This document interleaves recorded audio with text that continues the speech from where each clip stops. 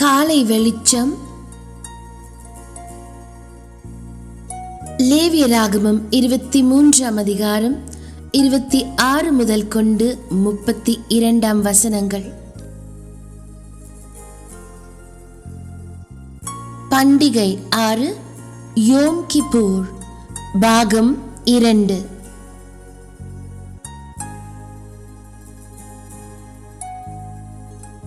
நேற்று நம்முடைய இதயங்களில் ஒரு கேள்வியோடு முடித்தோம். பாவ நிவாரண நாளன்று பிரதான ஆசாரியன் மகா பரிசுத்த ஸ்தலத்திற்குள் சென்று உடன்படிக்கை பெட்டியின் மீதிருந்த கிருபாசனத்தின் மேல் இரத்தத்தை தெளிக்கும்படி கட்டளையிடப்பட்டு இருந்ததை நாம் பார்த்தோம். ஆனால் பின்னர் அமைதியாக ஒரு சிந்தனை நமக்குள் எழுந்தது. எரேமியாவின் நாட்களில் உடன்படிக்கை பெட்டி ஏற்கனவே மறைந்துவிட்டதே. அப்படி இருக்க 2ஆம் தேவாலயத்தில் இது எப்படி சாத்தியமானது? உடன்படிக்கை பெட்டி அங்கே இல்லை என்றால் பிரதான ஆசாரியர் எங்கே இரத்தத்தை தெளித்தார்? பிற்கால வருடங்களில் இந்த கட்டளை எவ்வாறு நிறைவேற்றப்பட்டது? நெபுகாத்நேசரின் பாபிலோனியர்கள் சாலமோனின் ஆலயத்தை அழித்த போது உடன்படிக்கை பெட்டி அந்த இடத்திலிருந்து மறைந்து போனது என்று வரலாறு நமக்கு சொல்கிறது. அதன் இறுதி இருப்பிடம் குறித்து வேதவசனம் மௌனமாக இருக்கிறது. மக்கபேயர் புத்தகங்கள் மற்றும் சில ரபினிய எழுத்துக்கள் போன்ற பிற்கால மரபுகள் எரேமியா தீர்க்கதரிசி உடன்படிக்கை பெட்டியை ஒரு குகையில் மறைத்து வைத்தார் என்று கூறுகின்றன. ஆனால் வேதாகமம் இதை உறுதிப்படுத்தவில்லை. நமக்கு தெரிந்த உண்மை இதுதான். யூதர்கள் சிறையிருப்பிலிருந்து திரும்பி வந்து செருபாபேலின் தலைமையில் ஆலயத்தை மீண்டும் கட்டிய போது அந்த 2ஆம் தேவாலயத்தில் உடன்படிக்கை பெட்டி இருக்கவில்லை. 2ஆம் தேவாலயத்தில் உடன்படிக்கை பெட்டியோ கிருபாசனமோ கேரோபீன்களோ இருக்கவில்லை என்று தல்மூத் கூட வெளிப்படையாக ஒப்புக்கொள்கிறது. ஆனால் பாவ நிவாரண நாள் ஒவ்வொரு ஆண்டும் தொடர்ந்து கடைபிடிக்கப்பட்டது. அப்படியானால் பிரதான ஆசாரியர் என்ன செய்தார்? இதற்கான பதில் ரபிக்களும் ஆசாரியர்களும் அந்த கட்டளையை எப்படி புரிந்து கொண்டார்கள் என்பதில் இருக்கிறது. லேவியராகமத்தில் இரத்தமானது கிருபாசனத்தின் மேலும் அதற்கு முன்பாகவும் தெளிக்கப்பட வேண்டும் என்று தேவன் சொல்லியிருந்தார். 2ஆம் தேவாலயத்தில் உடன்படிக்கை பெட்டியும் கிருபாசனமும் இல்லாததால் அவர்கள் அந்த கட்டளையை இவ்விதமாக பயன்படுத்தினார்கள். கிருபாசனம் ஒரு காலத்தில் இருந்த அந்த இடத்திற்கு முன்பாக இரத்தம் தெளிக்கப்பட்டது. கவனமானது அந்த பொருளிலிருந்து, அதாவது பெட்டியிலிருந்து இடத்திற்கு மாறியது. ரபினிய மரபு, குறிப்பாக மிஷ்னா யோமா, 2ஆம் தேவாலயத்தில் மகா பரிசுத்த ஸ்தலத்திற்குள் ஈவான் ஹாஷிட்டியா, அது அஸ்திவார கல் என்று அழைக்கப்படும் ஒரு பெரிய திறந்த கல் இருந்ததாக விளக்குகிறது. சாலமோனின் ஆலயத்தில் உடன்படிக்கை பெட்டி வைக்கப்பட்டிருந்த அதே இடம் இதுதான் என்று நம்பப்பட்டது. யோம் கிப்பூர் நாளில் பிரதான ஆசாரியர் மகா பரிசுத்த ஸ்தலத்திற்குள் நுழைந்து தூப மேகத்தால் அதை நிரப்பி பின்னர் முதல் ஆலயத்தின் உடன்படிக்கை பெட்டி இருந்த திசையை நோக்கி செய்வது போலவே இந்த கல்லின் மீதும் அதற்கு முன்பாகவும் இரத்தத்தை தெளிப்பார்கள். இந்த கல் மனித கைகளால் அங்கே வைக்கப்பட்டதல்ல. இது மலையின் ஒரு பகுதி, அதாவது இயற்கையாகவே வெளிப்பட்டிருக்கும் ஒரு சுண்ணாம்பு பாறை. சாலமோனின் ஆலயத்தில் உள்ள மகா பரிசுத்த ஸ்தலம் இந்த பாறைக்கு நேர் மேலாக கட்டப்பட்டது. தாவீது விலைக்கு வாங்கிய எபூசியனாகிய ஓர்னானின் போர்க்களத்தில் மோரியா மலையில் சாலமோன் கர்த்தருடைய ஆலயத்தை கட்டத் தொடங்கினான் என்று 2 நாளாகமம் 3ஆம் அதிகாரம் 1ஆம் வசனம் நமக்கு சொல்கிறது. அந்த போர்க்களம் இந்த மலையின் மீது இருந்தது. மேலும் உள்சனத்திற்கு அடியில் இயற்கையான பாறை பூமியிலிருந்து ஒரு சாட்சியை போல எழுந்து நின்றது. எருசலேமில் உள்ள ஆலய மலையில் டூம் ஆஃப் த ராக், அதாவது பாறையின் குவிமாடம், அதாவது கட்டிடத்தின் கீழே இன்னும் காணப்படுவது அதே பாறைதான் என்று அநேகர் நம்பினார்கள். அது அந்த தளத்தின் மையத்தில் உள்ள பெரிய திறந்த கல்லாக இருக்கிறது. மகாபரிசுத்த ஸ்தலம் ஒரு காலத்தில் நின்ற இடமும் உடன்படிக்கை பெட்டி வைக்கப்பட்டிருந்த இடமும், இரண்டாம் தேவாலய காலத்தில் யோம் கிப்பூர் அன்று பிரதான ஆசாரியர் இரத்தம் தெளித்த இடமும் இதுதான் என்று ரபினிய மற்றும் இடைக்கால யூத ஆதாரங்கள் கூறுகின்றன. மேற்பரப்பில் உள்ள சில வெட்டுக்குறிகள் உடன்படிக்கை பெட்டியின் அளவோடு பொருந்துவதாக நவீன தொழில் பொருள் ஆராய்ச்சியாளர்கள் சில கருத்து தெரிவித்துள்ளனர். இருப்பினும் இந்த கோட்பாட்டை சோதிக்க அங்கு முழு அகழ்வாராய்ச்சி செய்ய அனுமதிக்கப்படுவதில்லை. ஆகவே சில விவரங்கள் பாரம்பரியம் மற்றும் கவனமான ஊகங்களுக்கு உட்பட்டதாக இருந்தாலும் முக்கியமான கருத்து தெளிவாக இருக்கிறது. உடன்படிக்கை பெட்டி இல்லாத போதிலும் தேவன் ஒரு இடத்தை, ஒரு கல்லை, அதாவது தமது பிரசனமும் தமது திட்டமும் மறைந்து போகவில்லை என்பதற்கான ஒரு நினைவூட்டலை விட்டு சென்றார். இந்த காட்சியை மனதில் வைத்துக்கொண்டு இந்த பண்டிகை புதிய சிருஷ்டியின் பயணத்தை பற்றி எவ்வாறு பேசுகிறது என்பதை இப்பொழுது நாம் கவனிப்போம். இந்த சடங்குகள் அனைத்தும் நிழல்கள் என்று புதிய ஏற்பாடு நமக்கு சொல்கிறது. எபிரேயர் 10:1 சொல்கிறது, நியாய பிரமாணமானது வரப்போகும் நன்மைகளுக்கு பொருளாயிராமல் அவைகளின் நிழலாய் மாத்திரம் இருக்கிறது. அவைகள் வெளிக்கோடுகள் தானே தவிர இறுதி நிஜம் அல்ல. எபிரேயர் 9:11-12 மேலும் சொல்கிறது, கிறிஸ்துவானவர் வரப்போகும் நன்மைகளுக்குரிய பிரதான ஆசாரியராய் வெளிப்பட்டு தமது சொந்த இரத்தத்தினாலே ஒரே தர மகா பரிசுத்த ஸ்தலத்திற்குள் பிரவேசித்து நித்திய மீட்பை உண்டு பண்ணினார். காளைகள், வெள்ளாட்டு கடாக்கள், தூபம் மற்றும் இரத்தத்துடன் கூடிய பூமிக்குரிய பாவ நிவாரண நாள்.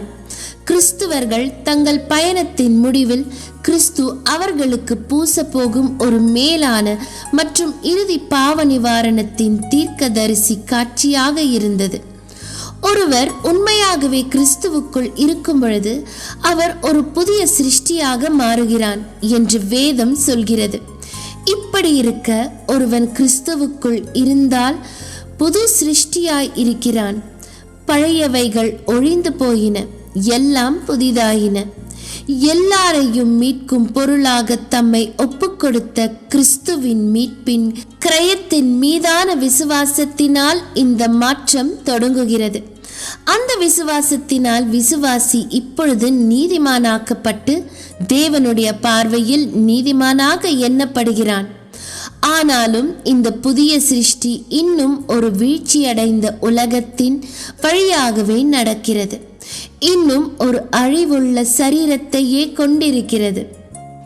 இன்னும் சோதனைகள், இச்சைகள் மற்றும் உள்ளான போராட்டங்களை சந்திக்கிறது.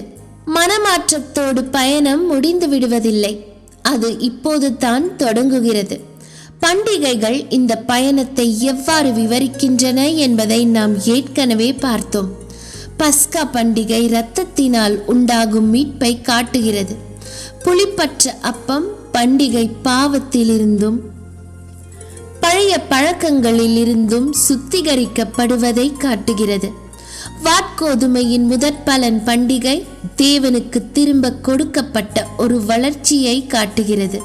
பெந்தகோஸ்தே பண்டிகை முதிர்ந்த கோதுமையை, அதாவது முழு அர்ப்பணிப்புடன் ஒப்பு கொடுக்கப்பட்ட முதிர்ந்த குணாதிசயத்தை காட்டுகிறது.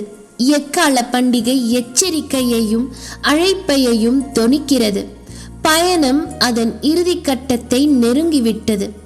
ஜனங்கள் ஒன்று கூடி ஆயத்தப்பட வேண்டும். இப்பொழுது புதிய சிருஷ்டிக்கான இந்த பயணத்தின் இறுதி செயலின் சித்திரமாக பாவ நிவாரண நாள் பார்வைக்கு வருகிறது. நிழலாட்டத்திலே பாவ நிவாரண நாள் ஒரு சுத்திகரிக்கப்பட்ட பாளையத்துடனும் சுத்திகரிக்கப்பட்ட பரிசுத்த ஸ்தலத்துடனும் முடிவடைந்தது. ஜனங்கள் மன்னிக்கப்பட்டு நின்றார்கள். அவர்களுக்குள் இருந்த தேவனின் வாசஸ்தலம் சடங்காசார முறைப்படி சுத்தமாக இருந்தது. நிஜத்திலே ஜெயங்கொள்கிறவர்களுக்கு இந்த மகா பாவ நிவாரண நாள் உயிர்த்தெழுதலும் அழியாமையிலும் முடிவடைகிறது. பவுல் இதை 1 தெசலோனிக்கர் 4:16 விவரிக்கிறார். ஏனெனில் கர்த்தர் தாமே வானத்திலிருந்து இறங்கி வருவார்.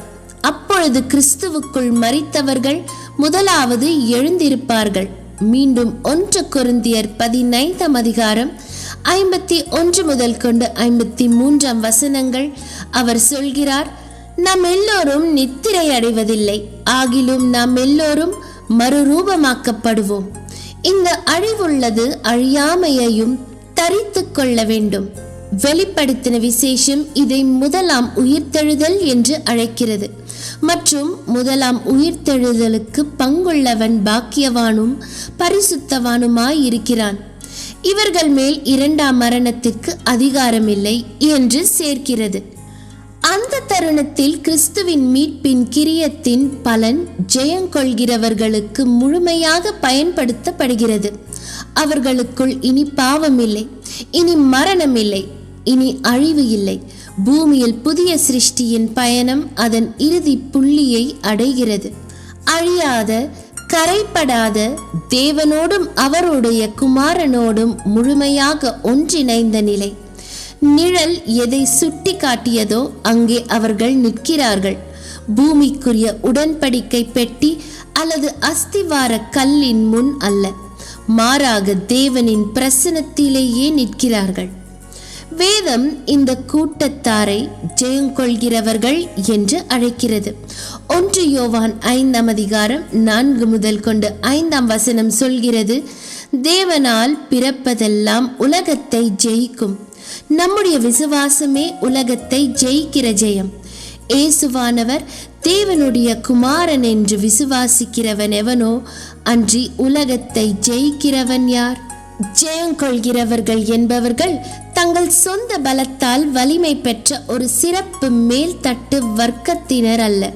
இயேசுவே தேவனுடைய குமாரன் என்று இருதயபூர்வமாக நம்புபவர்களும் நெருக்கடியின் கீழும் நல்ல அறிக்கையையும் பற்றி கொண்டிருப்பவர்களும் அவருடைய நாமத்தை மறுதலித்தவர்களும் மனுஷர் முன்பாக அவரை அறிக்கை பண்ணுகிறவர்களும் ஆட்டுக்குட்டியானவர் எங்கே போனாலும் அவரை பின்தொடருபவர்களுமே அவர்கள். யோவான் எழுதுகிறார், இயேசுவானவர் தேவனுடைய குமாரன் என்று அறிக்கை பண்ணுகிறவன் எவனோ அவரில் தேவன் நிலைத்திருக்கிறார், அவனும் தேவனில் நிலைத்திருக்கிறான். இவர்களுடைய விசுவாசம் ஜீவனுள்ளதாகவும் விசுவாசம் மாறாததாகவும் இருதயம் சுத்தமாகவும் காக்கப்படுபவர்களே இவர்கள்.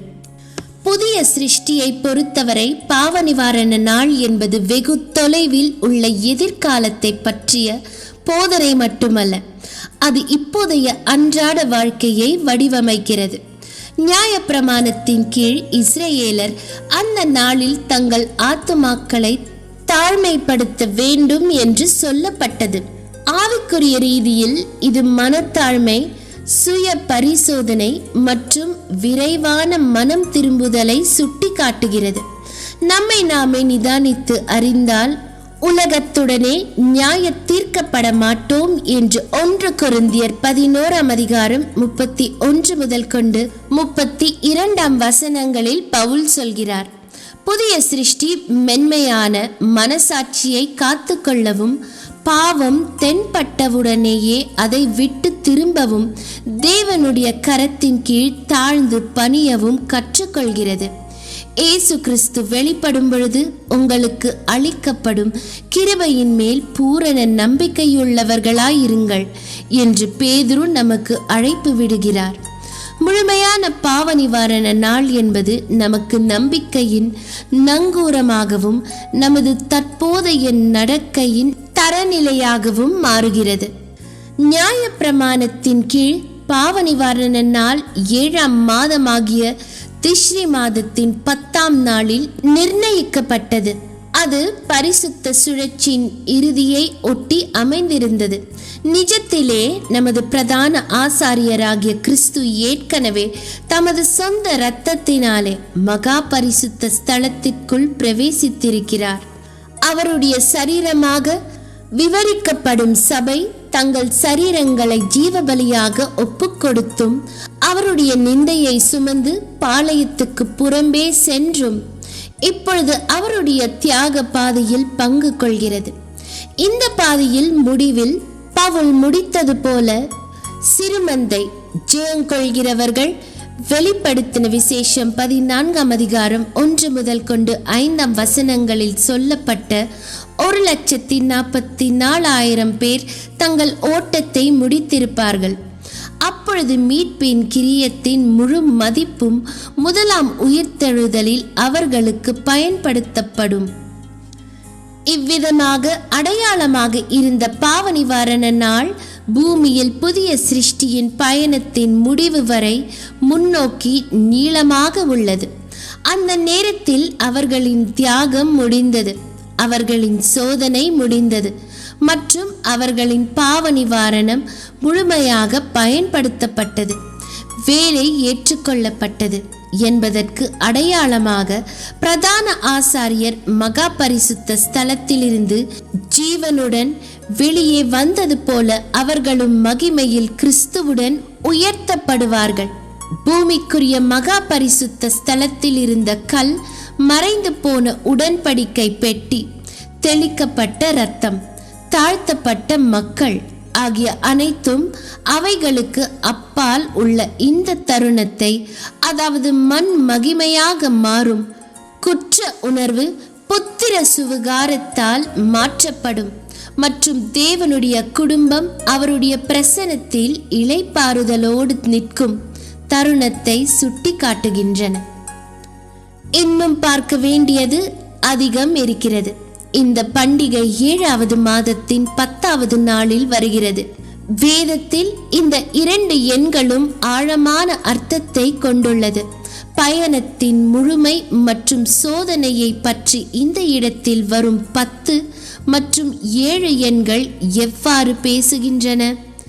அமைதலான மற்றும் நன்றியுள்ள இதயத்துடன் தேவனுக்கு சித்தமானால் நாளை காலை வெளிச்சத்தில் இதை பார்ப்போம்.